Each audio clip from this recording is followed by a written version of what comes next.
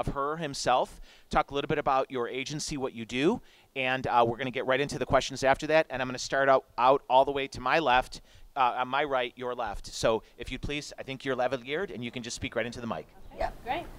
My name is Eileen Wilson. I'm the Director of Refugee Ministries and a BIA accredited representative through the Department of Justice for Immigration. I work for Building Hope in the city. Building Hope is a faith-based organization whose mission statement is restoring the city to God by developing and linking people's communities and churches. Through that, we have sought to build community, to run what is called the Hope Center for Refugees and Immigrants, where all are welcome. They can do English classes, citizenship classes, help with employment, with jobs, and just to build a community among the immigrant and refugee people in the city. Thank you so much, Eileen. Danielle? Good afternoon, everyone. My name is Danielle Drake, and I am the Community Relations Manager at Us Together. Us Together is one of Cleveland's 3 refugee resettlement agencies. We are also the largest refugee resettlement agency in the state of Ohio, with offices in Cleveland, Columbus, and Toledo. In the city of Cleveland, we welcome close to 300 refugees each year. We are a mutual assistance agency, which means that Us Together was founded by former refugees. Our board of executive directors is made up of former refugees, and we strive to be a stellar example of refugees serving refugees. So I am one of only a handful of American-born employees of the agency, and I'm very proud of our diversity. Thanks, Danielle. And now Veronica's going to speak. And just a little personal note, if I would have been born a girl, my name would have been Veronica. Veronica. Thank you, Joe. Thank you to the library. Thank you to Joe and everybody on the panel. It's really great to be here. I am Veronica Dahlberg, Executive Director of HOLA, Ohio. We are an organization that works to empower Latinos and Latino immigrants. That is the base of the community that we work with. I myself am a daughter of immigrants. My mom from Mexico and my dad from Hungary. So it makes me a hungry Mexican. I've dedicated the past 25 years of my life to work with this population, and I look forward to talking a little bit more about the population that we serve. Thanks so much, Veronica of HOLA. George.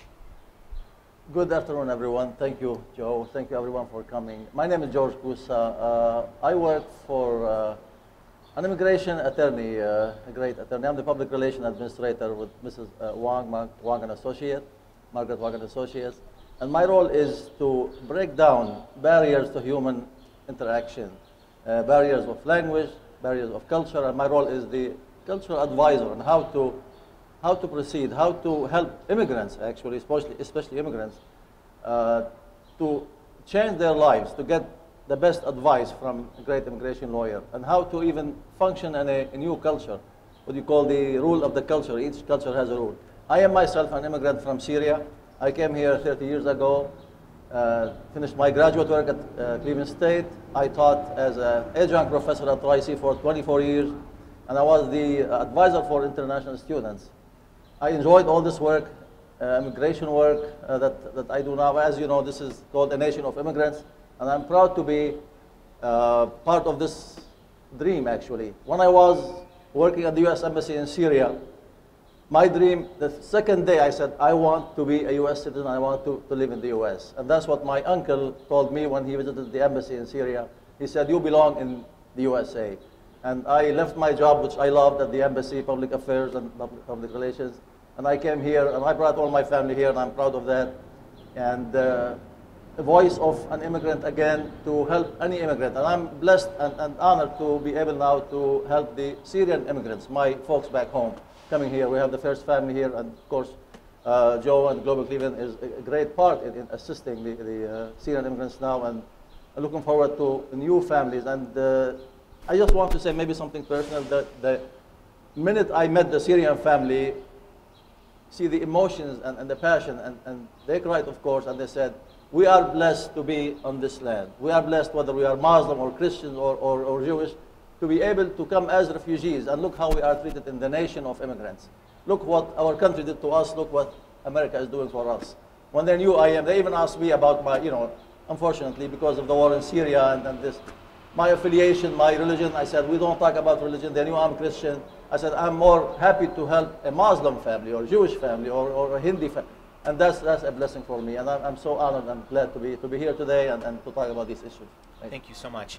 So today we're going to talk a little bit about the many different truths that you all experience. And I say that because, as everybody knows, in the context of a conversation that is dynamic, that is filled with energy, there's things that we think, and then there's things that we know. And I think the conversation about immigration and about refugees and about international dialogue is one where a lot of times there are things out there that people think is true, and then there's things that are true. Sometimes they're one and the same, sometimes they're not. It's true with anything, right? It's why we go to school, it's why we read, it's why we're America. So I want to ask you, Eileen, in a typical day for you, you're working with people from all over the world. Mm-hmm. You're working with people who are in the news, who aren't in the news. What is the one thing you want people to know that too often isn't shared with regard to your day-to-day and the human beings with whom you interact? You know, I would say I'd answer that with a story and a kind of interaction that happened with Hawkins School, which is on the east side. Hawkins School children came, and the teacher said to us, you know, could I bring the children and just interact with some of the people? We'd like to make it more diverse. We'd like to help them understand who's in Cleveland. So we had children, middle school, 7th to 9th grade, and they came, and I had them sit with English students, people who are learning the language, refugees, immigrants, all different statuses, all different walks of life, international students. And they sat down with them and 2 students to 1 international learner, and they helped them learn the language. I said, you know, what does it take for somebody to learn the language? What is it to be an immigrant and to have to learn something in America? So they sat with them for about an hour, and then I pulled them aside and I said, so what did you think? How is it different from what you thought? How is this a different situation? And each one of them said to me, you know, we thought they'd be angry. We thought that they would be upset, that we thought that they would be depressed, but these are people who are really happy to be here. These are people who are very kind and very gentle and loved to talk to us and wanted to learn the language. And so I think one of the misrepresentations sometimes is that when people come here, we forget what a great thing it is to be in America, what a blessing it is to come and to have certain freedoms and to have people who will help you. And I think that that was a great way for that generation to begin to understand what it means to be an immigrant in America. Thank you so much. Danielle? I think what I share with people most often about the refugees I work with is that they are survivors. They should not be looked at as victims. They have already survived so much by the time they get here. They are truly very resilient people, and they are just looking to have a life where they can work and be, you know, productive members of society. They just want that opportunity. Veronica? Well, I think it's a great question, Joe, because it reminds me of a memorable quote that George Bush gave not too long ago when he said, too often we judge other groups by their worst examples, and we judge ourselves by our best intentions. So the population I work with, which is a large percentage of undocumented, is a community. Could you define that? Because there's a lot of, I think part of the question goes to how we describe immigration. You know, we've heard about refugees, we've heard about asylees, we've talked about immigrants, now we're talking about undocumented people. What does that mean in the context of it for people maybe who are hearing that word for the first time? Well, undocumented is the word that we use versus illegal, which is kind of a, you know, I guess a word that is offensive to a lot of people. An immigrant who came without authorization, or an immigrant who came without authorization but overstayed a visa, and so therefore they are out of status.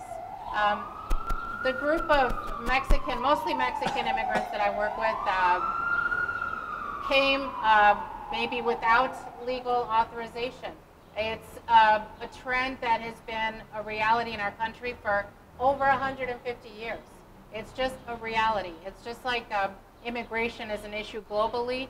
Undocumented immigration from our southern neighbor has just been a reality. So I don't, what I just try to do is work with the population that's here.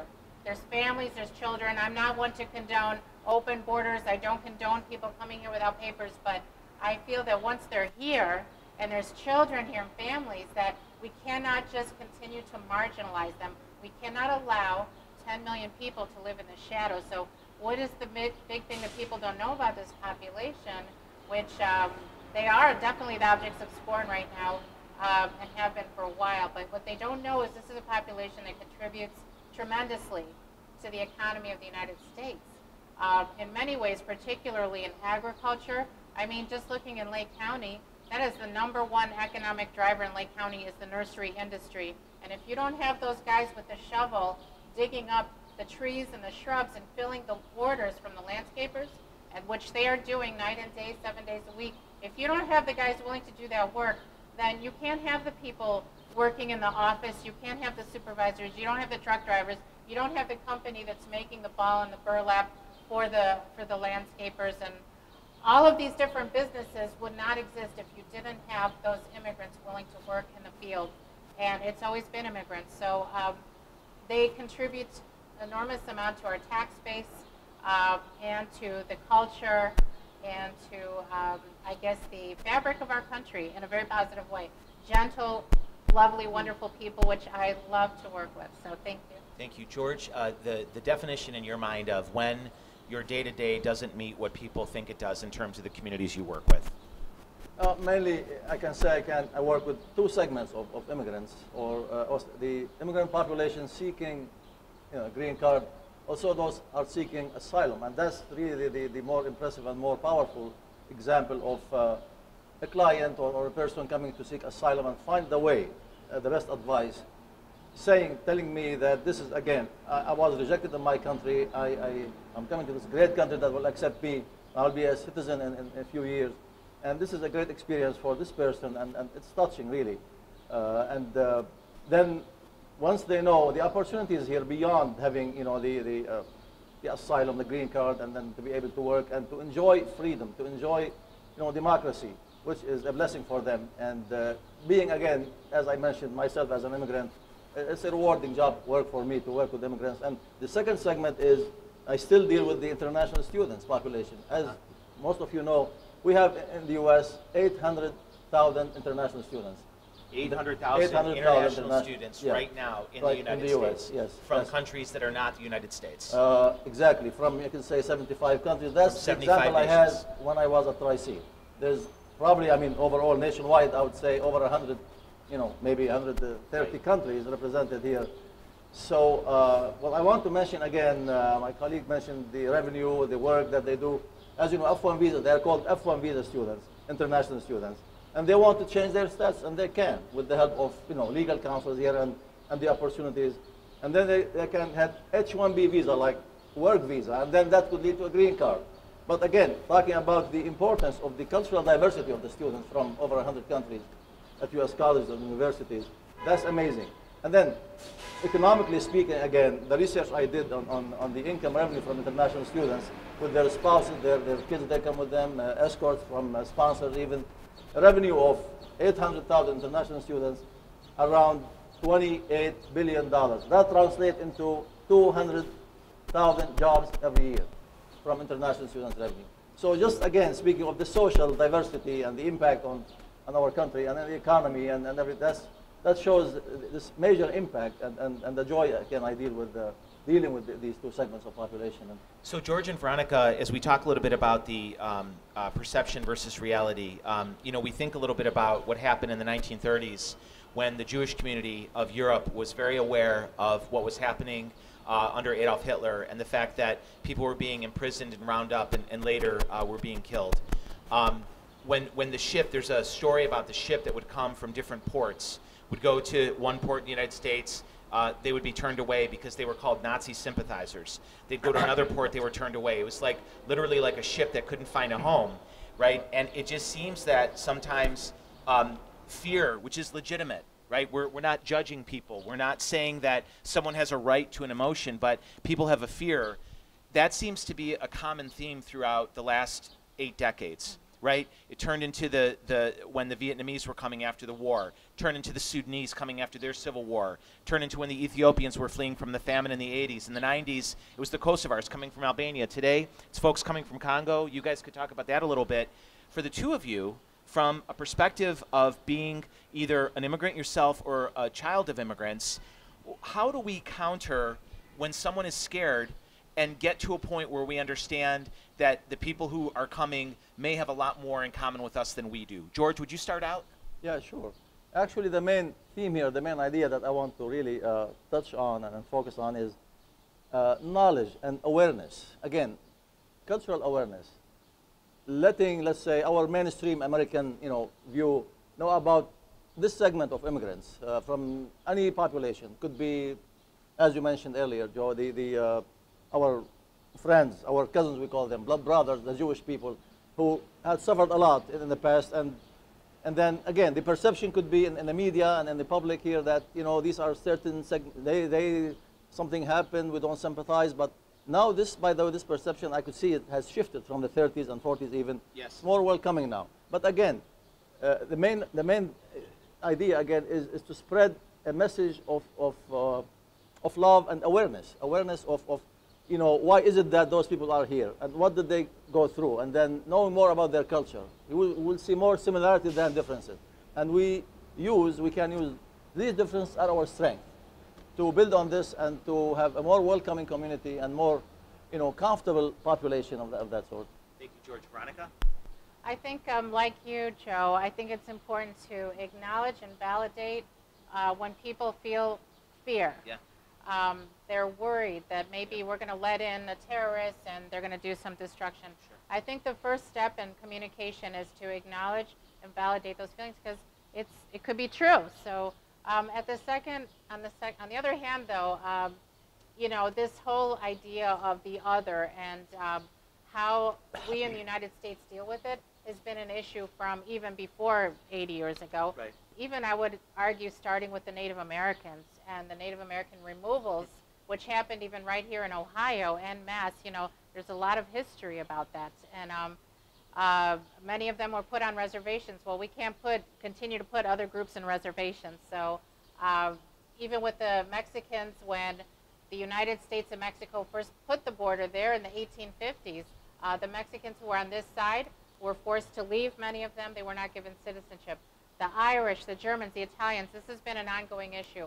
I believe the way that we can address it is just through finding ways to build bridges and do more programs, more opportunities for people to communicate, and bring down the level of the discourse and the rhetoric so that it's not harsh.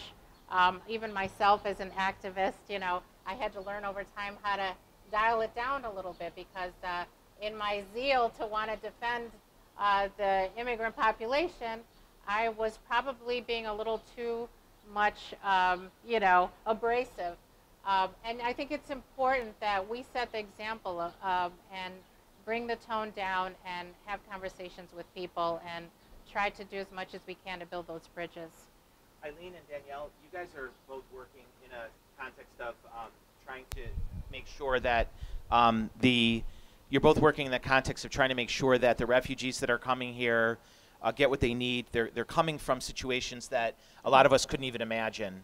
But people are afraid, right? We have had conversations on different levels of stopping a certain group from coming in, or slowing it down, or making sure that certain people are more observed by law enforcement than others.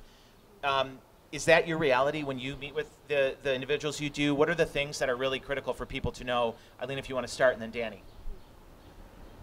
So I think there is a lot of fear that comes to this conversation, and a lot of times it comes from an idea that it's, as you think you said, the other.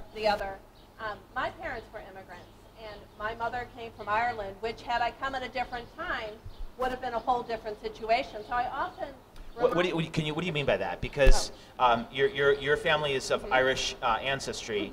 If you would have come at a different time, you mean things would have been... The Irish were, yes. At one point, the Irish were the people that we would not let in, or the people that we were holding, considered to be not good people, considered to be people who were not the ones we wanted in the country. Certain points it was the Chinese people. At certain points it was all different people at different times in the history of immigration for the United States. Today it happens to be a different group. But when we look at that, we can't allow it to be a group who's different from us, somehow doesn't deserve the right to be here, somehow doesn't deserve the respect and and the help that another group would have. And when I teach a class on welcoming the immigrant, and one of the things that I always talk to the group about is how far back in your history was it that an immigrant came to this country? It cannot be more than 2 or 3 generations. Everybody comes from immigrants. Everyone who comes here has the story. And usually in that group, we will start talking about what was that like? How did your grandparents get here? Was it World War II and were they refugees? Were they forced out of a country? Was there violence? How did they come here? And many times they'll say to me, you know, my grandparents didn't want to talk about that. I didn't really know what the story was. And that's the same story when I'm working with the refugees. They don't really want to talk about that. They want to look at the future. They want to look forward. And I think as we interact with people, the fear factor can be set aside if you can actually bring a person talking with another person and understanding their individual story. And story by story, I think people understand this is not a group, it's not an other. It is somebody like me, somebody who has children, somebody who had a difficult situation. And many times that's what I see changes a viewpoint. It's not the rhetoric you were talking about. It's story by story and understanding what if this was me and my children. Danielle? I mean, I'll agree with what Eileen says. I think over the past few years, I've learned slowly, very slowly, I'm learning to bite my tongue a little bit because I get very overzealous as well. Joe has never heard me bite my tongue, unfortunately.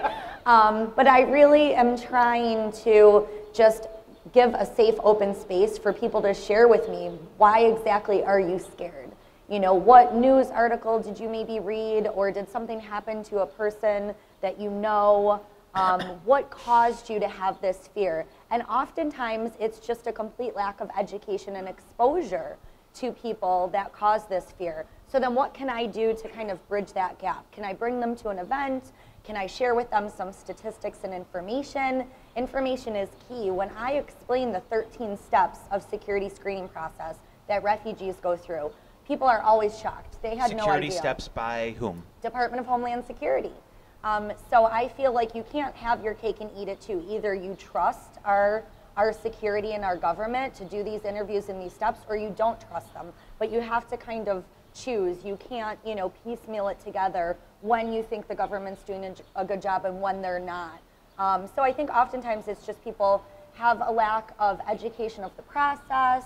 They're not understanding. They have never, you know, met a Muslim American, so they need that exposure. They need to break bread with people, have a cup of tea.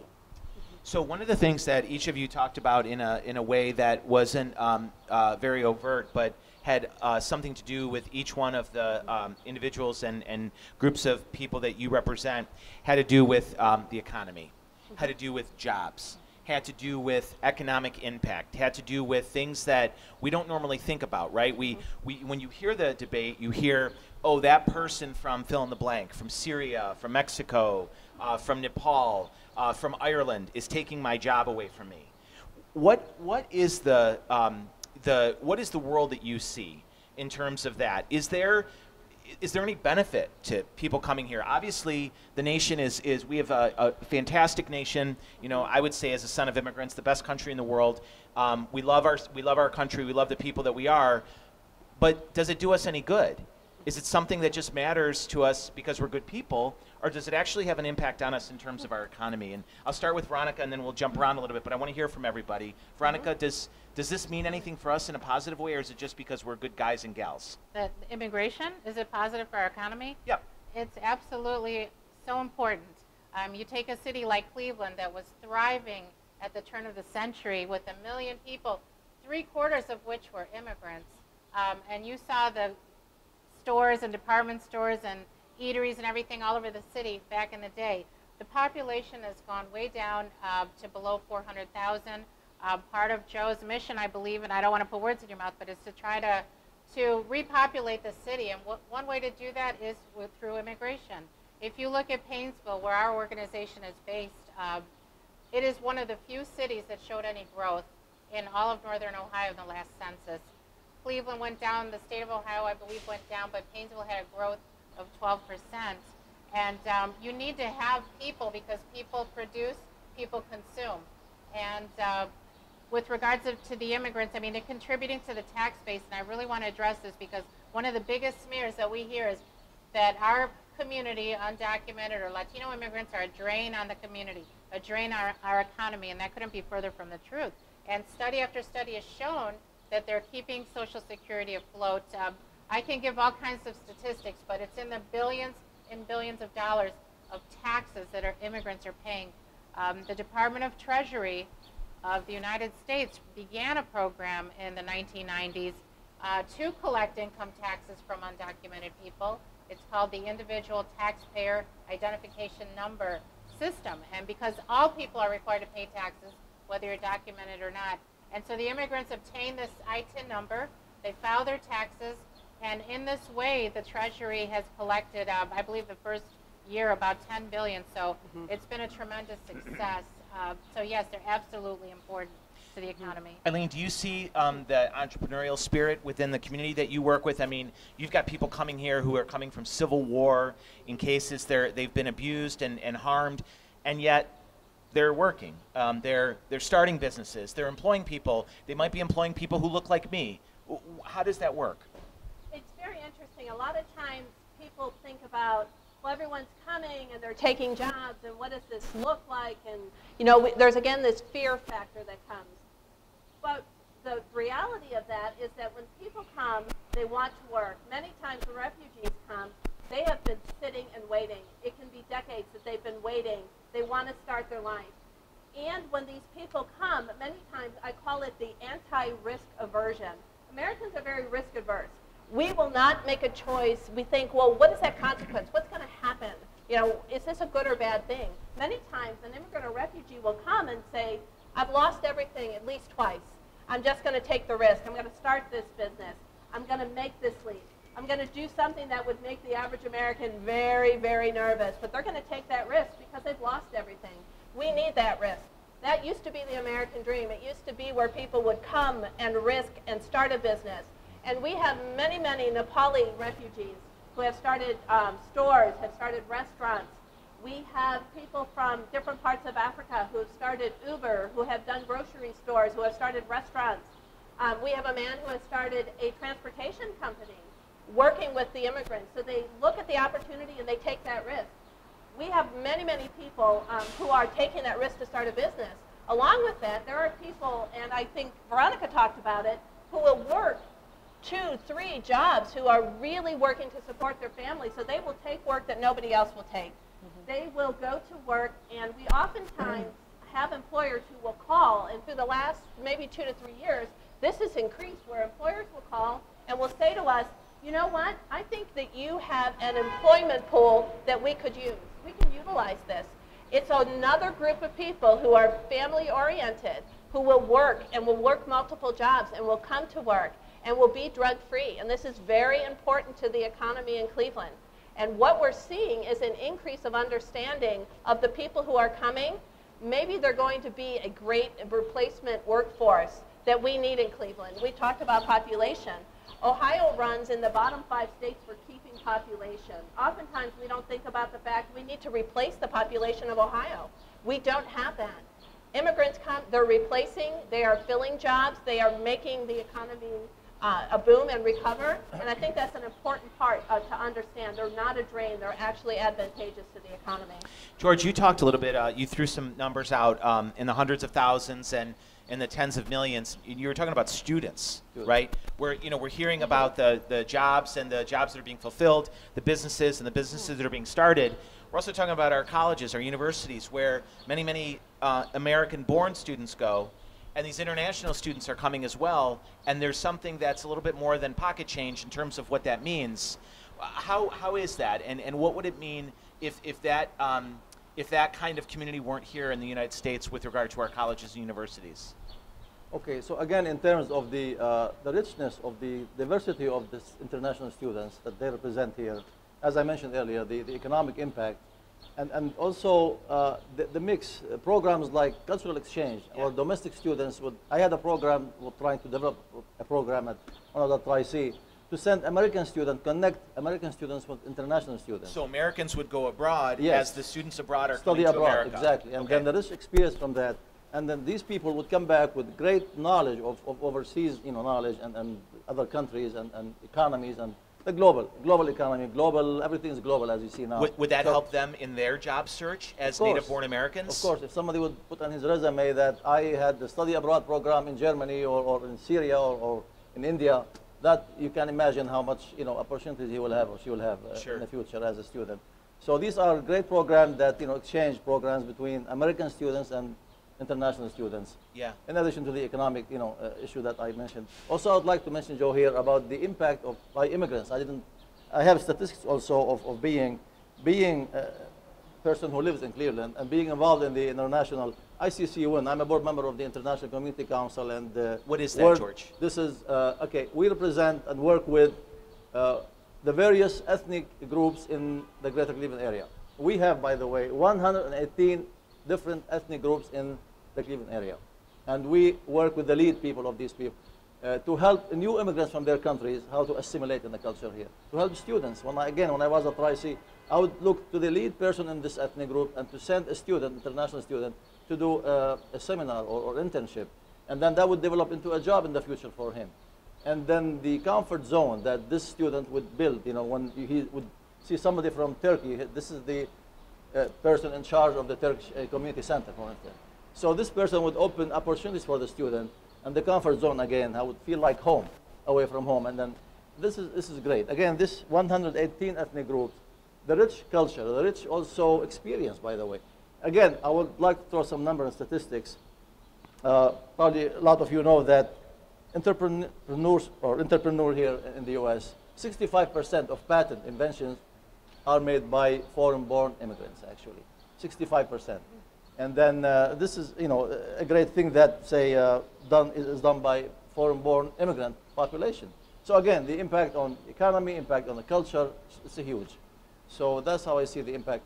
The issue of fear and concerns from immigrants, refugees, it's really, again, the message is knowledge and awareness, and then connecting people. It's like a bridge between the mainstream domestic, our own people here, and the new immigrants, to do more seminars of awareness, I call it cultural adjustment. Like when I would do an orientation about how to function in a new culture. In addition to the language barriers, we have the cultural barriers, which could be even huge. I did experience this myself when I came to Cleveland State as a new immigrant from Syria. It took me a while to really be comfortable and go to the classroom and drink a cup of coffee, because we never done that in Syria. And even in the classroom, when I taught in high school and in college 1 year and 6 months in Syria before I came here. When the teacher, when I would go to the classroom, high school or college, all the students would stand up out of respect to the teacher, professor. And this also across the lines, I would say, in Asia also, and some Hispanic countries, I found out from my research. Again, I'm not saying that students don't respect their teachers here. It's a lot more informal here. More like respect for like the power of education for this person. And then the nonverbal communication style. It could be interpreted as, something offensive if you do certain, like a classmate would tell me, I was in graduate school, George, come here. I said, what did I do? And I was very uncomfortable. I told this classmate, American classmate, don't do this to me anymore. We do this when you talk to a child, actually, or you want to punish somebody, you're mad at somebody. And then after a couple of months, I did it myself. Yes. The same thing when I was working at the U.S. Embassy in Damascus. I adopted new techniques, of course, because I spent 3 years working at the embassy. I became, when I would sit like this, for instance, and this is so offensive if you sit like this in the Middle East, in a business setting, or a social setting. And then I was at the embassy 3 years. I went home to my small hometown. My parents said, what are you doing? You can't accept that. So it's offensive to my own. Yes. I said, I'm sorry, I get used to it. And I had difficulty myself with that, the same at school. So again, awareness, cultural orientation, adjustment to culture would be a great thing. Perception of, as you know, we all know, the media and Yes. the perception about Arab Americans, Muslim Americans, Asians. So again, what we see in the media and report, unfortunately, we see negative, reporting, but we have real, life examples of great success stories. I would like to say again, a lot of successful, it's not because I'm from Syria, I would say immigrants in general, they're mostly educated people, great people, and they have great positions. If you take the clinic, a lot of Syrian doctors at the clinic. Yes. One of them is from my hometown, Dr. Mourani, I would say, because He's my own doctor. He was the chief of staff of St. John Hospital. It's a Syrian doctor, immigrant, again, like me. So chief cardiologist at the clinic.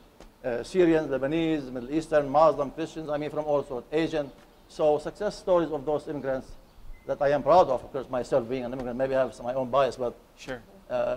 Again, I would like to share this and hopefully spread a message of more understanding, more awareness, because we are all same people, I would say. I'd be willing to bet, though, George, that you were talking about when you'd cross your legs. I'd be willing to bet that one of the habits you never picked up was wearing sweatpants or backward baseball caps to class. Exactly. Oh, Never. Yes. Never. Never. No, I couldn't do it. No. It took me, by the way, 2 weeks to be able to bring, and then when I came, said, "Whoa, look at George! He's drinking coffee in the classroom." You're talking about personal stories. My mom was born in Slovenia. My dad was first generation, and if ever we went to the airport and we weren't wearing a suit, my dad was appalled, so if we were ever getting an airplane, it was suit and tie and, very polite. And when I got older, my friends were like, "Why do you get so dressed up?" And I was like, "That's just what you do." But obviously that's what that is. So along these lines, again, when my first day at CSU, 1987. 1997. 1987. 87. That's when I came. I was wearing a suit, actually, first day. Of course. Everybody was jeans and things, graduate school. Only 2 students from China and Korea were similar to me, by the way. And we sat next to each other. And they said the first thing, "George, you must be rich. Are you from Saudi Arabia, Kuwait?"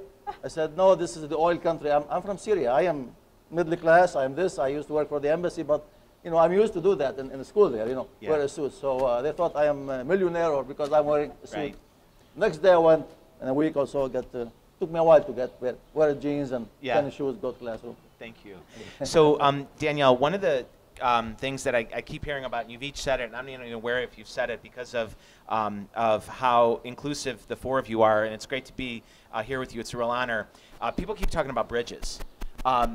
Cleveland is a city of bridges. On last week, there was a circle of love that was on one of the bridges, a moment of reflection, of prayer.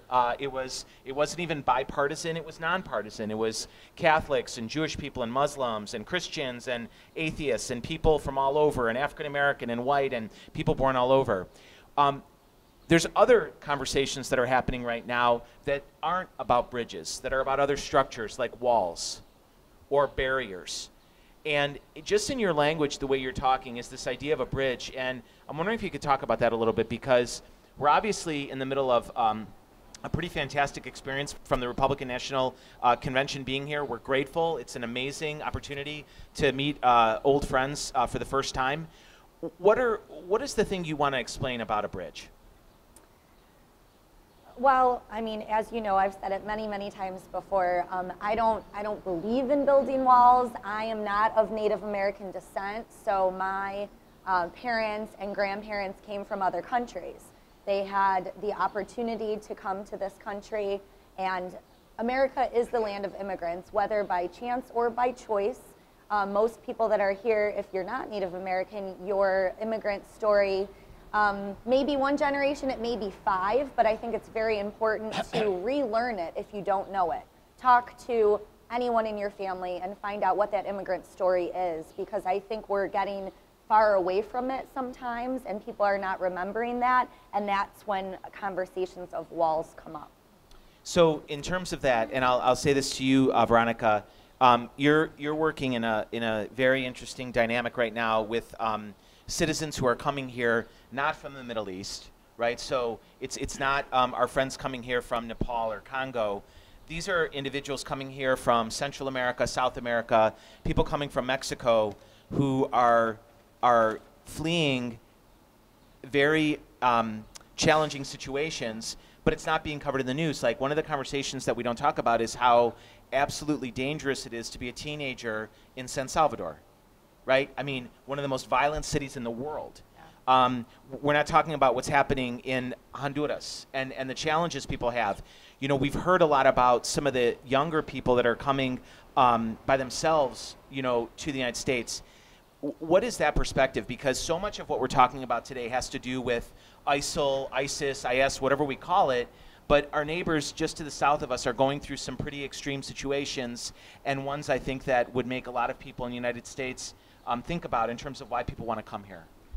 Yes, thank you for bringing that up, Joe. The situation in Central America is just terrible in many of, like you said, in El Salvador.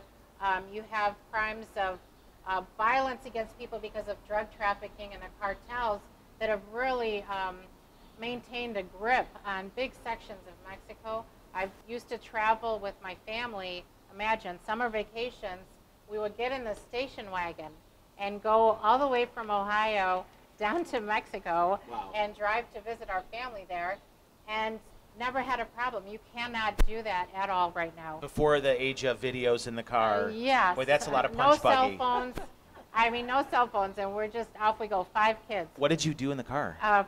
We would fight. Your In mom the and dad back are seat. saints. We fought over who could sit in the back seat, like facing back to the thing. My brothers and I,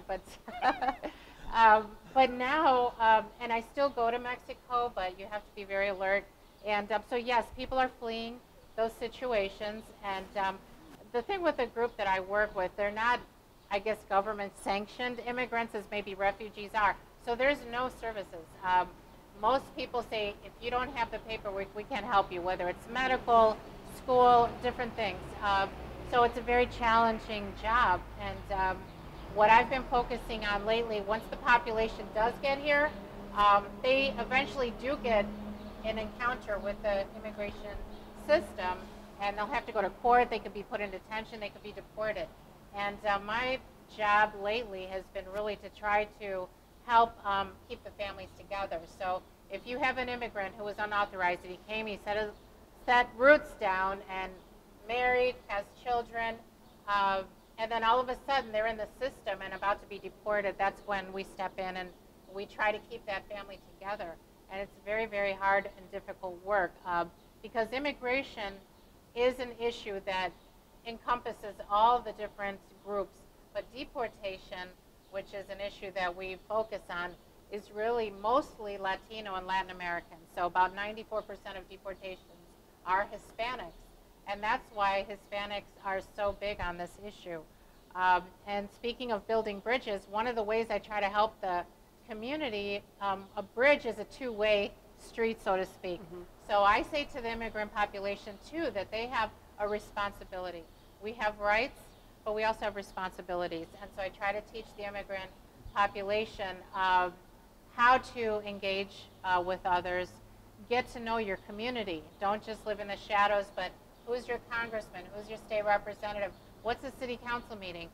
Get more involved in the community and use your own voice to defend yourself and your family, because I found that that's really the best way, because if we wait for others to get involved and help in their situation, you've seen how long we've been fighting for immigration reform, over 20 years, and we haven't had it yet. Mm-hmm. And the situation is dire. These are immigrants, like many refugees, they can't go back home. Right. Because if they go home, they can't come back. So they haven't seen their families. And I'm very sympathetic to that because my father was a refugee, and he couldn't go back to Hungary for many, many years. And I don't think a day went by that he didn't say, I want to go back to my country. You know, he had a very thick accent. So, and he would cry, you know, a lot about that. And he also didn't talk about his past. So I have that sympathy towards the immigrant community because I lived it and saw it with my parents and what they went through. But of course, they were super patriotic. My dad and mom both became American citizens. My dad would put on a suit to go vote, you know, even though he was only there for 5 minutes, but him and my mom would dress up and they would go vote, and they'd be back home in 5 minutes, but they had put on their suit and everything. And a hurricane couldn't keep them away from voting. Yeah, exactly. Right? And they knew the Pledge of Allegiance better than a lot of people do. Everything. I mean, really. Yes. My father had a picture of Ronald Reagan hanging in his, you know, like, he was just like that, very, very patriotic. Yeah. But imagine, you know, he had to leave Hungary. He could not get into the United States. He had to go to Venezuela. He lived in a refugee camp in Austria for 2 years. Then he went to Venezuela, learned Spanish, became a Venezuelan citizen, lived there for 13 years, then met my mom in Mexico, and they came up to Ohio, and then became a U.S. citizen. So my dad was Hungarian, Venezuelan, then U.S., and knew multiple languages. And he was definitely an asset to our country. Wonderful. Thank you. So real quick, I'm going to ask if there are any questions from our audience. You've all been so amazing, and we've been sitting through some beautiful Cleveland weather. If you're not from Cleveland, this is how it is every single day. February, we had 85 degrees, not an ounce of humidity. And this is the land of great living, so if you're not from here, I'm sorry, but we have a few places left, but get to us soon because we're booking. So is there anyone in the audience who'd like to ask a question? We would ask it to be a question, not a statement, and we're going to make sure that we give a chance for our panelists to answer it. If you would kindly introduce yourself, your hometown, and to whom you're directing the question. Yes, ma'am. I'm not sure whom I'm directing the question to, but What's your name? My name is Mary Jane Jones, and I'm from Cleveland, Ohio. Cleveland, Ohio. Go ahead, Mary Jane. As you work so hard with immigrants, my question is, have you been able to interface or reach out to those immigrants who did not choose to come here, who were promised jobs that were not there, and as a result are victims of human trafficking? Wow, great question on human trafficking. People who came here, who didn't want to come here but are here, and how do we treat them as Clevelanders? Eileen? I've seen through different avenues. Prior to doing this, I actually worked for 2 years for an organization called Remember New, which works in the fighting of human trafficking in Southeast Asia. Remember New. Go ahead. Out of Akron. And the work there was working with the girls who are in similar situations. And so I became very familiar with that. I have interacted and come into contact with people who've been in that situation. There actually is an immigration relief possible for people in that situation that, depending on their situation, I don't know them, I want to talk generally, but there's also help that they can get as they come. They have the ability to file for asylum like other people do. They have the ability to do some of that work. They should really talk to somebody, either somebody on this panel or somebody else, but they really need to understand, I would say, what their rights are. We can't assume, like in every situation, I don't know them, but I have come in contact. We have provided services for, and I'm sure other people have provided services for people in that situation. Danny or Veronica, anything you want to add to that with the human trafficking epidemic that's occurring right now? I mean, unfortunately, Ohio is in the top 5 states for trafficking. A lot of it domestic, state to state, but I have worked with some international people that have come from other countries thinking they were coming for a better job. Some of the agencies on the Refugee Services Collaborative have specific programs to help them. We also refer people to the Collaboration to End Human Trafficking and the Renee Jones Center right here in Cleveland, and they both do great work, and I'm sure... Danielle, real quick, Cleveland is known for a lot of things. The Refugee Services Collaborative is one of them. What is that before we go to Veronica? The Refugee Services Collaborative is a collaboration like none other in the country. We have all 3 refugee resettlement agencies, a number of other nonprofits, faith-based, such as Building Hope in the City, Asia Services in Action, healthcare providers, school districts, that all are working together to serve refugees in Cleveland. And through this collaborative, applying for grants together, working together, sharing services, sharing resources, the refugees that come to Cleveland have a much better streamlined experience. And we have found out from our economic impact study that we did in 2012 that the refugees in Cleveland are giving a 10-to-1 return on investment. And we think that's because of these collaborative efforts. Thanks for that segue. Veronica, on the human trafficking point. Yeah, I think for me, this is why it's so important that with our organization that we work with law enforcement. That's been a very big piece of what we do, is to get the different police chiefs. We've had highway patrol, we've had sheriffs of all probably northern Ohio that I've put the immigrant community in front of to try to break down that wall of fear, because it takes a while for people to come forward. It's a taboo subject. In the immigrant community, they might not want to talk about it. I have confronted it in my work many, many, many times. And fortunately, because of these interactions that we have where we get law enforcement in front of the actual immigrants themselves, where they can interact together, I think it's so important. We don't want people to fear the police. We want them to feel that they're approachable. And that way, it's good for all of us, because people can come forward and report things. And so I do a lot of work in that area for that reason. There was just a story on NPR. I hope you guys all heard it. It was on the National Wire about the trucking truck stops are now working together to end human trafficking, and how they've been collaborating, and it's been so effective in terms of basically reporting to police that something, you know, if you see something, say something. It just doesn't mean if you see a book bag that's left behind. It's also if you see a child in a truck stop that doesn't seem to fit, and it's had a great chance to curb some of that. Got time for one more question? I got you right here, young lady with the camera. Going to get you the microphone. Your name and where you're from. Yes, my name is Jillian Spees. I'm from Brooklyn, New York. Brooklyn, New York, the second hippest city in the country. Welcome to the hippest city. Love it. Woo! Love it. Cleveland. Cavaliers. All right. Every time I say that, people usually cheer. I love it. Well, first off, thank you for doing this today. And secondly, with all the talk of division throughout America, division on the Republican side, division on the Democratic side, what is one way that each of you think that the everyday American can build unity within our community and within our culture? Thank you. She's trying to take my job. We're going to do round robin. George, Veronica, Danny, Eileen. George, go. Okay, well, again, the best way is to get to know each other more. And by doing so, I mean, we have to find the technique of how to hold more seminars, hold more like the human family, the family of, you know, of people from all over, the diverse families here. And then education is the best message. And to really spread a message of peace and understanding, awareness, to know more about our differences, which will lead to more strength. Our differences should be our strength.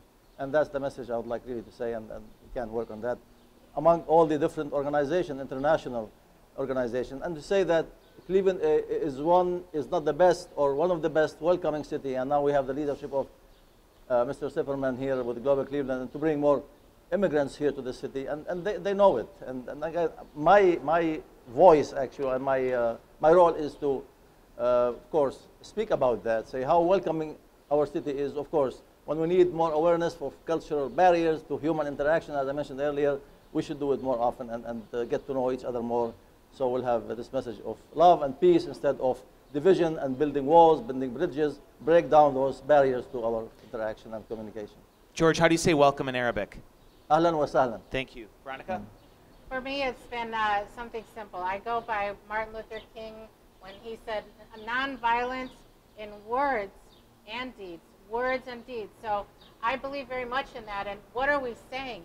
Even myself, I catch myself and check myself if I'm posting something on Facebook like, you know, this politician is, you know, I just really, what am I saying? Does this person have family? Is this going to insult or hurt somebody? I really have been more and more careful about that because words can be violent. And so I think all of us, if we just examine our own speech and what we're saying and what we're posting, I think it starts like that. And you say bienvenidos en español. ¿Cómo se dice bienvenidos en Hungarian? Bienvenidos. In Hungarian. Oh, in Hungarian. I don't know. We'll figure it out. Bienvenidos, no? Español, thank you. I know Danielle? how to say agashegade, which is Well, that's for the 6 p.m. session. Danny? I think the best thing to do is just talk to people. Go talk to someone that doesn't look like you. Talk to someone that's not from this area. Eat food with them. I, like to play a little game with all my Uber drivers, like, where are you from and where are your parents from? My husband is constantly embarrassed. But I think people understand if the question is coming from a place of curiosity and not from judgment. So I take Uber all the time, and I always talk to my Uber drivers about where they're from and what they're doing in Cleveland. And just in general, when I'm eating in restaurants or traveling, I like to talk to people and find out where they're from and whether they like Cleveland or whether they like Brooklyn. I travel there a lot. So I think just talking to people is the best thing. Thank you. Eileen? I would like to mention, we haven't mentioned it, but one of the things that we do is a mentoring program where we train Americans to go into a home of a newly arriving refugee family working with the 3 resettlement agencies. And what we say is, for 6 months, will you go once a week and just help welcome this family? Will you help to understand what the culture is? Where do I take my children that is safe? Where is the park? Because many families are afraid to leave their home because they don't understand where they live.